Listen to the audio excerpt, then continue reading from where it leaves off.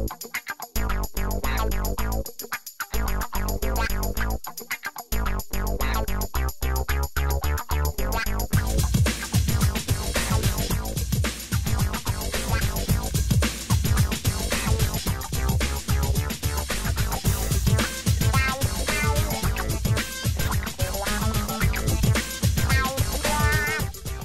ladies and gentlemen, and welcome to the Funk Chronicles. I'm Dr. Turk Logan from Logan Communication and WTRK Internet Radio. With me today are two of my dearest friends in the music industry. And when I say my dearest friends, I truly mean it. We have probably about a 30-year history together. At least. Shirley Murdock and DeGroat. How you guys doing? Hi, Turk. Great. Doing great. Honor to be here, man. It's an honor to have you here. Truly honor to have you here. Let's talk a little bit about what Shirley's been doing since she's left Zap and Roger and whatnot, and you're going to have to enlighten me because, you know, I still see you in the studio doing your thing many years ago. So you're going to have to catch me up. Well, you know, I think I've never really left Zap because they're still my band. Right. So, you know, we're family. Right. And, but I've had, the Bible says that your gift will make room for you and bring you before great men. Right. So this gift has opened doors for me to make my dreams come true. Being a little girl, watching Shirley Temple on TV back in the day, right. I said one day that's going to be me. That ignited the passion of my dream.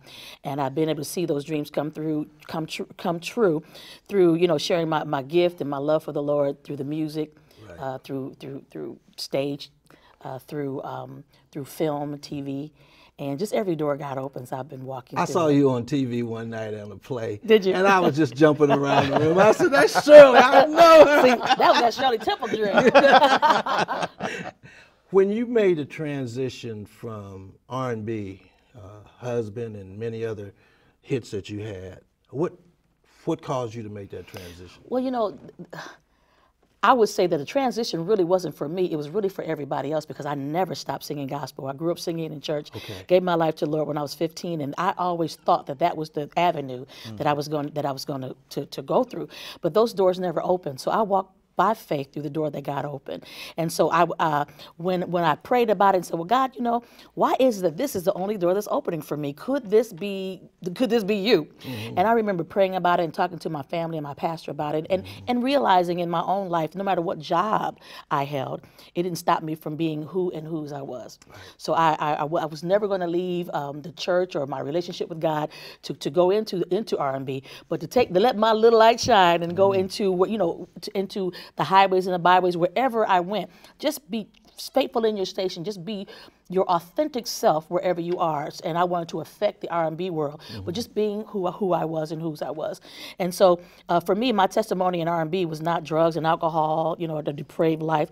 But my testimony is that the Holy Spirit to keep you if you want to be kept. And God placed me in a wonderful organization, the Troutman Brother organization. It was a drug-free organization. Exactly. They took care of me. They basically raised me in the music industry. Right. And but when I met a man by the name of Bishop T.D. Jakes, singing in my church choir at Solid Rock Church, I met him and told him my story, and he offered me the opportunity to do some work with him. Yes, yes. Dude, yeah. Yes, powerful. I sung on, you know, a lot of his CDs and did a lot of the Women That Are Loose conferences. And he came to me and said, Shirley, you said you never had an opportunity to do gospel. I started a record label, and here's your opportunity. I was signed to Warner Brothers, and I went to Roger. I said, Roger, I finally had this opportunity to sing gospel, and I want to be released from Warner Brothers. And he said, baby, I'm not surprised. That's what you were doing when I met you. So Roger championed my release from Warner Brothers, and I was released on paper in December of '88, and he passed away in April of '99. But he was happy for me. So that transition was really. It wasn't a big transition for me because I continued on in my relationship with God. I put gospel songs on all of my records just that everybody just didn't know. Right, right. Well, you know, I have a history with Larry and Roger and Zap. And when Larry brought me Freedom, and I was at WDAO. He's going way back. I did the liner notes on that. Did you? Yeah, my name's on that album. Wow. You know, I was excited because I had said in a previous interview, I don't dance, I don't sing. So I had to figure out a way to get into the business. and so I had that opportunity. But going back to watching Little Roger, and then Roger in the Human Body, and yeah. Roger and Zap, watching him grow in the industry. How was your relationship with him back in the day? Oh my gosh, Roger was a great friend, like my big brother and my mentor, and Larry was like my daddy. Like I said, they were very, very protective of me as a young woman. They were. They respected the gift that was in me, and they gave me opportunities to grow. Roger gave me an opportunity to grow as a writer. When we were in the studio together, I learned so much. I would go in the studio with Roger even if I didn't have a session. Right. And I would just glean from him. Sometimes we'd be in the studio all night. I would just sleep up underneath the grand piano, right. Wake up, wipe my eyes, and and just listen. And he was so creative, such a genius. Yes, he was. And they both, there was a great balance between Roger and Larry, because Roger had the creative side, right. and Larry had the business side. Right. And it was always, I know Larry's dream to always want to affect the community. That's right. And as a family, they definitely affected the community. They went in and through the construction company, went into neighborhoods and asked people, okay, come on out. We're getting ready to make this house better for you. They always wanted to make things better. And so I was really proud to be a part of that dream, making that dream Larry come was true. a powerful force Yes, in he the industry. was. I'll never forget, I was in his office one day, and he said, "Turk, you ever seen $1 million?" And I kind of laughed, like, no, not that I can recall. And he handed me a check made out to Trotman Enterprises for $1 million. And I'm like, man, you're a bad dude, man. Yeah. Well, Dale, you're still with the group, right? Sure, yes, sir. And you're on the road quite frequently. That's true. And you're still rocking and rolling. Still rocking and rolling. Yeah. So tell us a little bit about the transition after we lost Roger. Oh, man. Well, first of all, I started with the group in 1984. Okay. And what's really interesting about what happened with me is that I was working at DPNL. I was an accountant. I was working in special studies. Okay. And I had prayed, God, please just put me in the music business. I wasn't praying to be a star, just put me in somehow. Right. And so I would go and play at the music store. Bernie's Music back in the day. I remember back then. Yeah. Downtown. And Bernie would let me play the pianos in there because it would help him sell. Okay. Well, scratch my back, I'll scratch That's yours. right. Exactly. So I got to play all these new pieces of gear, and one of the guys from the group they had heard me play in there and was trying to get me to do some stuff with him, and I was asking, well, let me get this, let me get this audition with Zap, and I actually auditioned, and that's how I got into the group. So that was back in 1984, but it was an amazing journey. They had seen me and they wanted me to come, but it's interesting. Once they told me I was coming, I quit the job at DPNL. Benefits, retirement. Been there. I quit Frigidaire to go to WDAL, so I know. Hey, when the people tell you don't go into the music business, it's not a sure thing, it's not because they hate you. That's good advice. And the people in the music business, you're in there because it's a passion God has placed in you. Right. So what's interesting about that story is when I quit the job, they really didn't have a place for me because Roger's son, Little Roger, was going to be the keyboard player for the group. But I had told Larry, I've already quit this job. So he signed me on as a staff producer in the studio. And so I didn't go out on the road that first year. When I looked at that, you had been in Studio A, that mixing board, it might as well have been a spaceship. Big studio, wasn't it? It was a need. Yes. Big need. Automation. But you're right. Studio equipment in there too. The need, man, it was amazing. So I learned all that stuff because Larry kept his promise. And with Roger, it's interesting with both of those guys. They had something unique to offer. It was amazing that Larry just wanted to provide places for young black men and women to go work. He thought that they all should have cars and houses, and he couldn't build cars, but he said, man, I can make these houses. And that was amazing from that side of it. Roger's side was the music. And the music was always so amazing. Like Shirley said, working in the studio with him, and it's amazing that his philosophy, both of their philosophies, is if you really want to do this music, and the door to a studio, $1 million facility is open to you, it seems like you want to hang out. You would just want to hang out. So hanging out, you got to see Ray Davis from Parliament Funkadelic. You got to see Sugarfoot from the How Players, Chet and Diamond, Billy Beck, all those guys coming in. And you and I talked off camera before, and so I know about having your mouth open. being in awe, exactly. Being in awe. I mean, Charlie Wilson might walk through on the corner of Salem and Catawba. Oh my gosh, anybody would walk through. I remember Elder Barge coming through. And so that was amazing when we made Computer Love. Roger and I had a conversation, and he said, "Well, man, people are getting tired of the talk box." This is probably in 1984 or so. And I said, no, I think they just want to hear, let's do a slow song about a computer being in love. And he took that concept and he said, go ahead and lay the track down. Now, I never thought about having a song called Computer Love. I was going to call it, the non-hit version was going to be Don't Turn Me Off. Keep me on. And Turk, y'all wouldn't have played that. Well, you know, one thing that I always admired about you guys, because many of the hits, before they became hits, I was called in the studio and was able to listen to them in the studio. And it was just such an honor being around you guys. Turk, you had that ear, man. Well, that's right. That's right. And you know, that's one thing Roger always respected. He would take songs and go down to Spunkies or Zeons where people were dancing, let them hear the song, see what happened. And so my whole music life was wrapped up there, and it was amazing. Larry, he had that part of it. Oh man, he's the one that told me, he said, a lot of money's gonna go through your hands, but always remember that the people are always more important than the money. They're always, he said, when the money comes, give it to the people, because they're always more important. He said, we do this business as though our lives depend on it. He said, because we're trying to buy diapers for our children off of it. He said, but your personal life is always more important than your business life. It was there before the business, it'll be there after. And my father died at 11. So man, can you imagine what leadership that was for me being in the business? But after those guys died, it was an amazing thing. We were kind of, first of all, caught off guard is an understatement. I can't imagine. Devastating. Neither could I. Devastating. Thinking about Bishop Jake, Shirley went and God had opened the door. We did a project, she and I, right after that for Melba Moore. A couple songs on there, I'm Still Here, and a song they sung together called Call Me.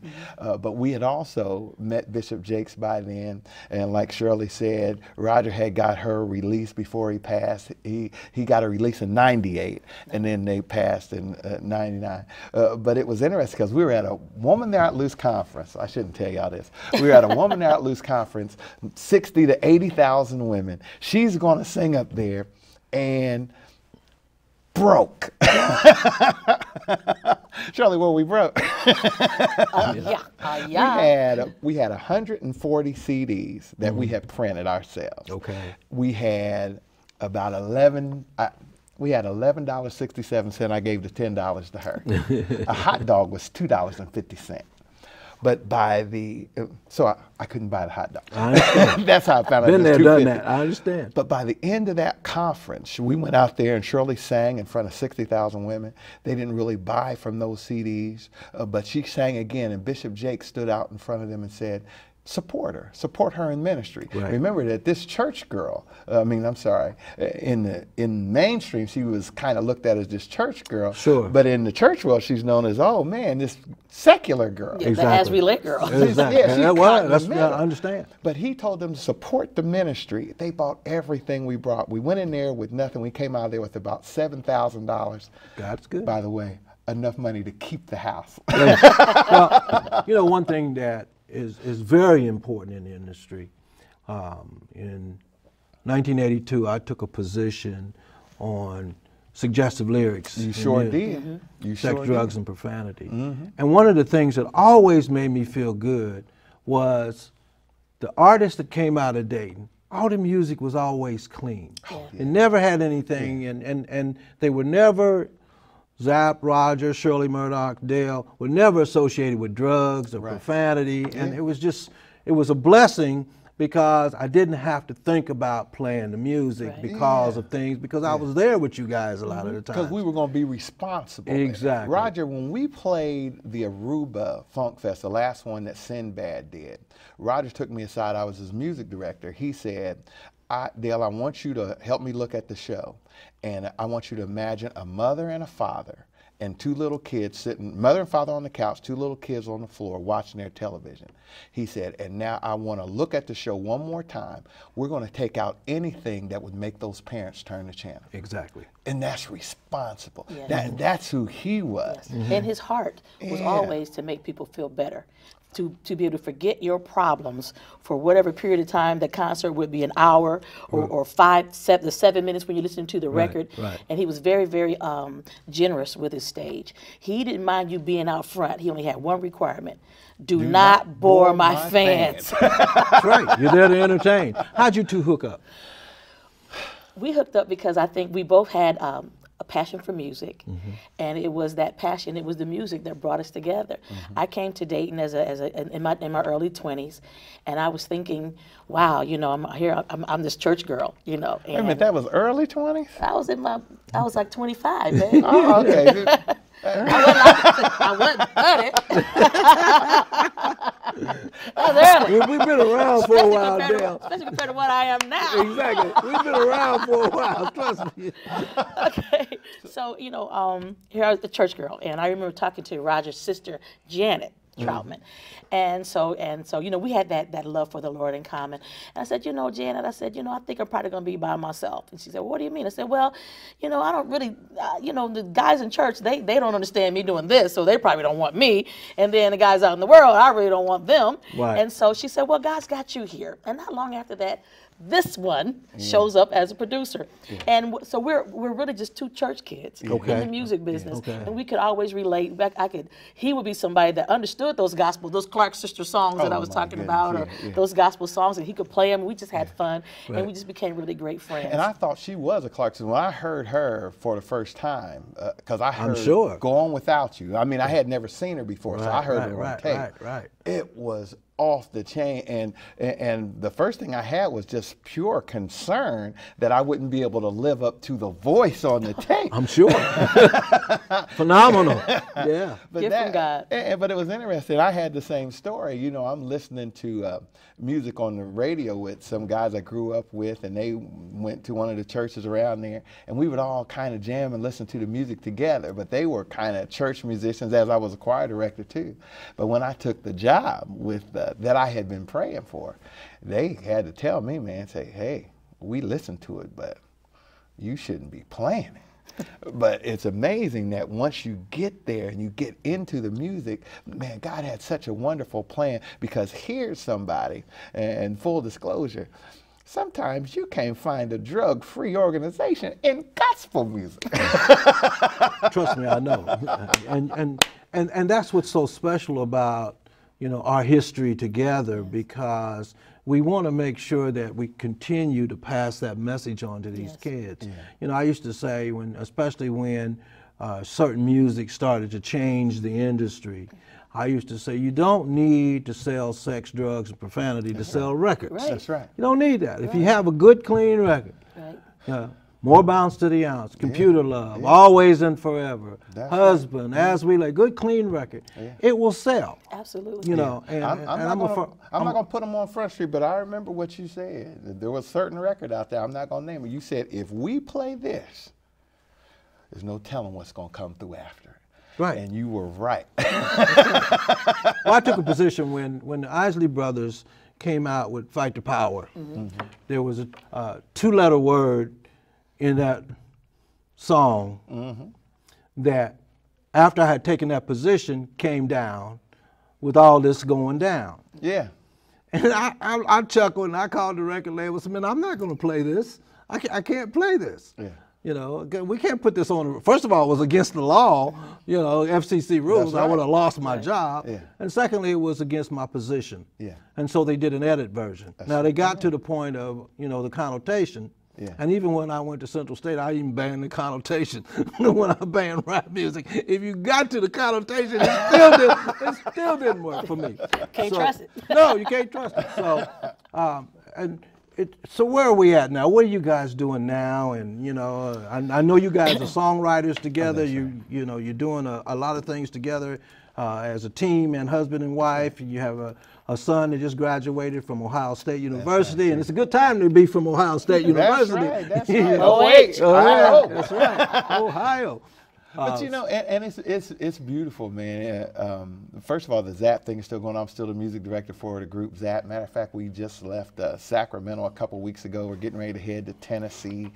Still staying busy. Oh yeah, that's a beautiful thing. And then with Shirley, you know, we have worked on some Grammy-nominated projects. We did something before for Curtis Mayfield, a song called "It Was Love That We Needed" before he passed. But Shirley, we're just now in Barbados, so she was invited to the Barbados R&B Music Awards and received a Lifetime Achievement Award. Congratulations. In Barbados. Barbados. And they were saying that her version of "And I'm Telling You," which is on their second project, so that's the only version they play down there. I'm like, you're kidding. It was not never the Dream a single. Girls versions, but it's been amazing. And with Shirley, man, they started calling her, and she can't say this, but they started calling her the Queen of African American Theater. As a matter of fact, she's doing a project right now that opens in Atlanta, and it's called "What God Has Joined Together." It's the 13th and 14th of February. That's right. That's right. But then the day after that, she'll be in St. Petersburg doing a concert. Next week, she and I'll go and do an R&B event in Fayetteville. Okay. Going back to Barbados to do the Gospel Fest down there. Excellent. And so it's amazing. And in the midst of all that stuff, and Devin, our son, sometimes if I can't be there, and sometimes if I can, he goes out, and Shirley's road manager, her tour manager. Okay, keep it in the family. Yeah, That's right. And he's learning from two of the best. He's starting to write songs. He is psychology major, music minor. So he can put us on his couch. Yeah. Sometimes I need it. And not charge you the full. Exactly. Put on my tab. That's right. Ladies and gentlemen, I carried you. This is the Funk Chronicles, and I'm your host, Turk Logan, and I'm talking with two dear friends, Shirley Murdock and DeGroat, and let's talk about Mr. David Webb for a minute. Amen. Okay. And David has come up with a vision to create the Music Hall of Fame, Funk Music Hall of Fame and Exhibition Center. Yeah. And I think it's long overdue. It's something that's needed for all of us to participate in. And how are we going to participate with that, with you guys? Well, you know, I want to do everything that we can do to make this happen. I had heard our previous mayor talking, and he said, and I mean, I hear him and I feel him. When you ask the city for help, because you know we need funding, right? He says the city's going to ask you, what are you bringing to the table? Exactly. So I think the first thing is that there has to be some fundraising, there has to be some awareness, we have to point out our history, and this just can't be as Roots was. It was about black people, but it was not a black story. It's an American story. Exactly. Of the things that were created here in the United States, funk music is the thing. Man, just imagine, I want everybody to imagine what it would be like to have a facility like the one in Cleveland, the Music Hall of Fame, but the Funk Music Hall of Fame right here in Dayton. Imagine the tourism would come. And as you think about that, think about your wallet. That's right. That's right. It's worth the sacrifice. Shirley spoke for Martin Luther King a luncheon a couple of days ago, and the theme was, you know, keeping the dream alive, but it's worth the struggle. So man, and I know, Shirley, you can see the value in having a place like that too. Absolutely. I think we've traveled the country, we've traveled the world, and funk music is alive and well. Right. And it's classic. It will never die. It's uplifting, and people can dance to it. They can bop their head to it. They feel good about it. It's feel good music without feeling violated. Your ears being cussed out. You know, David asked me to come to Shiloh Baptist Church. Amen. To introduce him in the church. I like it. And it was just, Shiloh is close to the corner of Hoover and Gettysburg. Mm-hmm. And I was raised at 804 Marvine, on in Residence Park, integrated Residence Park in 1959. I lost my dad at a young age also. Tough time being the only black kid in an all-white school. Wow. Played baseball at First Dayton Little League. So I felt right at home coming out introducing David. Yeah.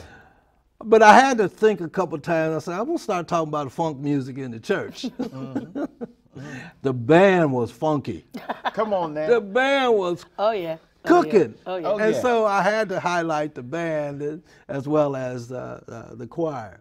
And I said, you know, it used to be a sin to say funk in the church, but now it's happening, and everybody responded to it. So you're right, Shirley. It's time for it. I'm very excited and happy that somebody has taken a genuine initiative to step out there and do something to give some history to our past. So when the babies come back 100 years from now, they can see some of the things, some of the legacies that we left behind for them. Awesome. And that's a beautiful thing right there. So I have to commend David and his organization, and I'm glad to be a part of it.